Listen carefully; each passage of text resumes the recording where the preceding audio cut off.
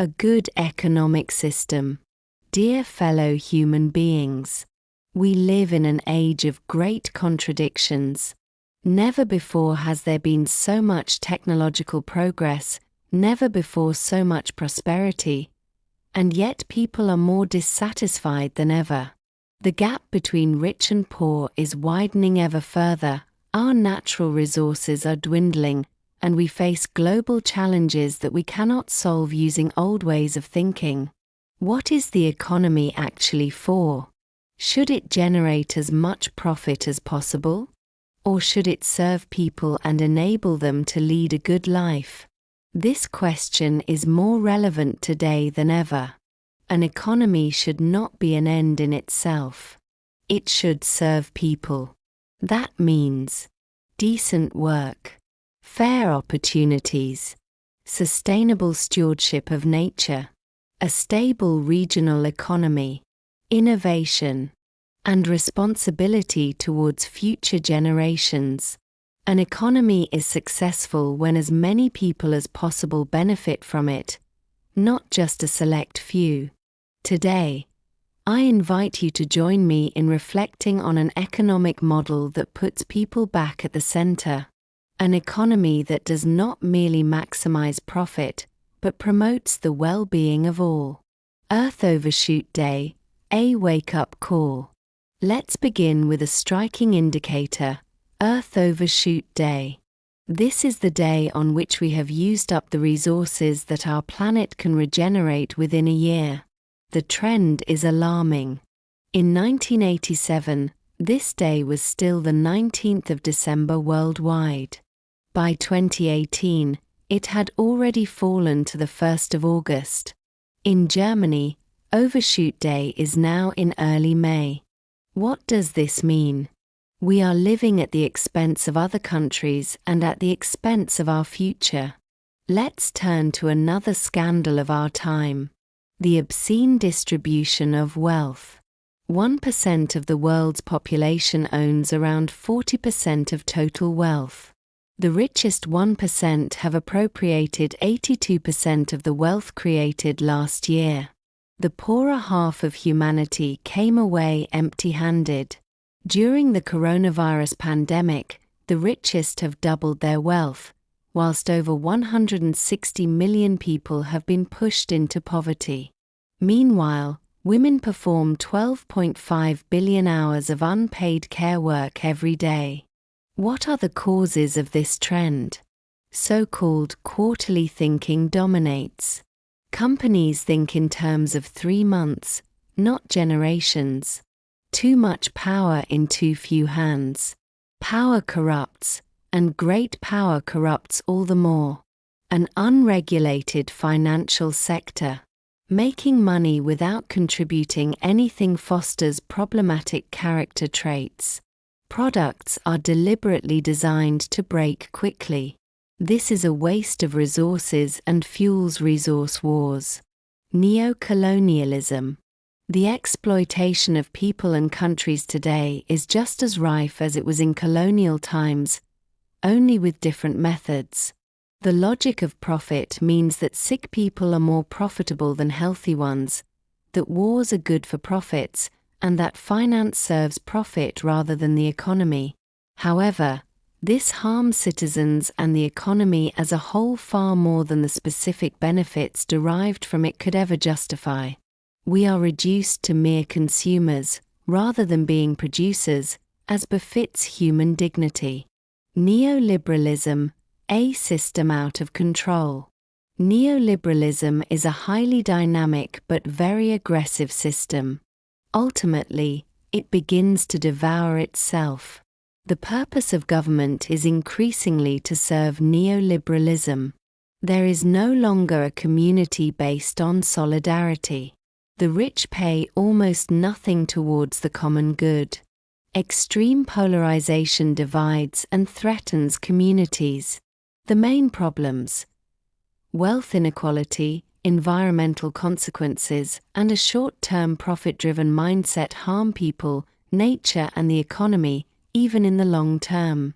The USA has established the Atlas Network worldwide to promote this neoliberalism. What matters to us? People, nature, and the environment. In other words, the foundations of our lives, or maximum profits and consumption. On Easter Island, they chose the latter and wiped each other out. We should learn from history. Profit that brings no benefit to the majority of people makes no sense. The path to a better future. What do we need instead? 1. Analyze who is driving this destructive system. 2. Take action, clearly, publicly, and through the legal system. 3. Pay fair prices for poor countries, so that they can preserve their natural environment and participate in the global market with dignity. 4. Promote fair trade as the right approach. 5. Good relations between all countries to secure peace. 6. State control over the financial system. 7. Direct popular representation based on the Swiss model. 8. Restrict lobbying and make it transparent. 9. Unconditional basic income, already successfully trialed in Finland, Brazil, and Namibia. 10. Promote independent journalism for public awareness and transparency. Wealth tax. A wealth tax of just 5% would raise $1.7 trillion annually, enough to lift 2 billion people out of poverty. This is not a utopian dream, it is achievable. After all, only the superprivileged would pay this tax, a group that usually pays almost no tax at all. One could also call this a public good contribution and publicly recognize its value. Perhaps it would then work on a voluntary basis too. The economy for the common good. A promising model is Christian Felber's economy for the common good. 3 simple steps. 1. Companies draw up a common good balance sheet. This shows how fair, sustainable, and transparent they are. 2. Products are awarded an EKG label with a common good score. Customers can make informed decisions. 3. Economic policy provides advantages to companies focused on the common good, through taxes and incentives. Many companies in Europe are already working on this concept. Reforms in key areas. Healthcare system. Health is not a commodity, it is a fundamental right. Hospitals must not make a profit. Pharmaceuticals must serve the public, not the other way round.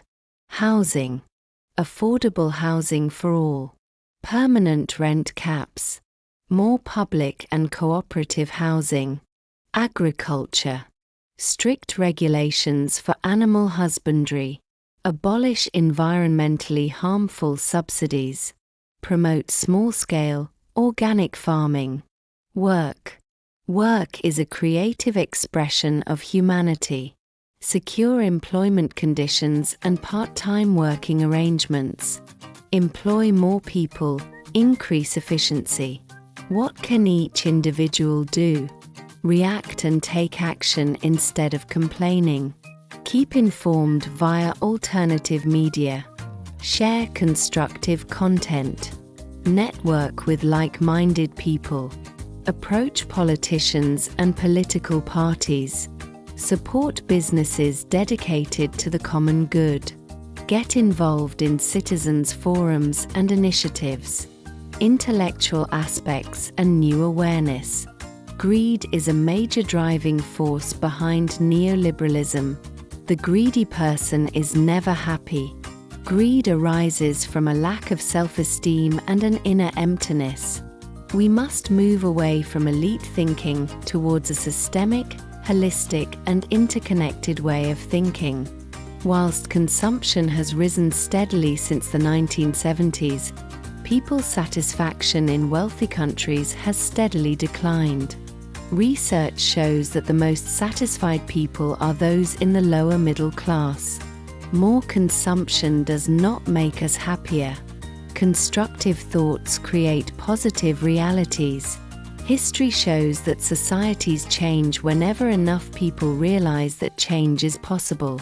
Not through hatred, not through violence, but through ideas, through cooperation, and through responsibility.